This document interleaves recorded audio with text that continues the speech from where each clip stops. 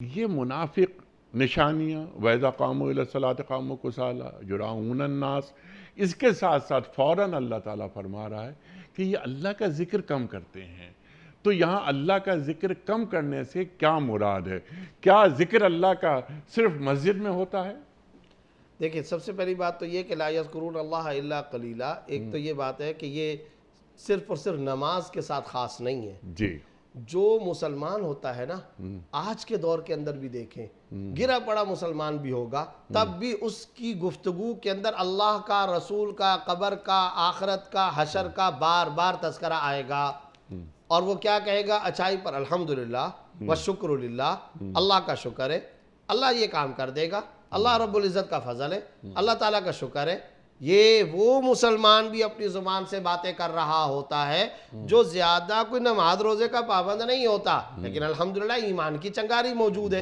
ایمان میں تو مخلص ہے نا، منافق نہیں ہے، ایمان کے اندر مخلص ہے، کلمہ طیبہ کی دولت اللہ نے اس کو عطا فرما رکھی ہے، مسلمان ہے، مومن ہے۔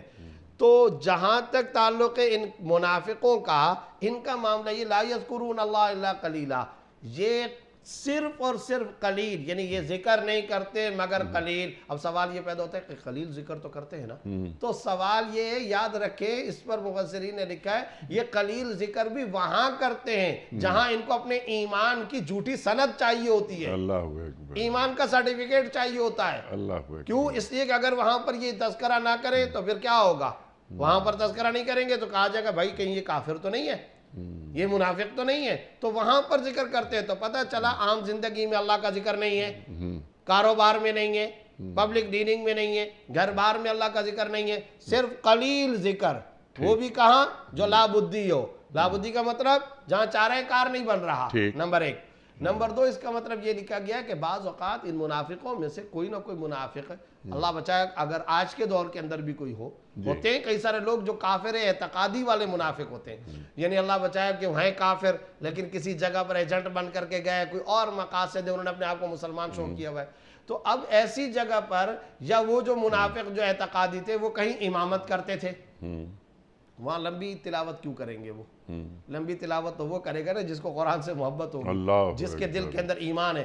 انہوں نے تو صرف اتنا حصہ تلاوت کرنا ہے کہ کسی طرح سے وہ جو کارگزاری، وہ جو کیٹیگری فارمیلٹی ہے وہ پوری ہو جاوے، اور اس کو پورا کرنے کے لیے یہ تھوڑا سا تذکرہ کریں گے تو لا یذکرون اللہ الا قلیلا۔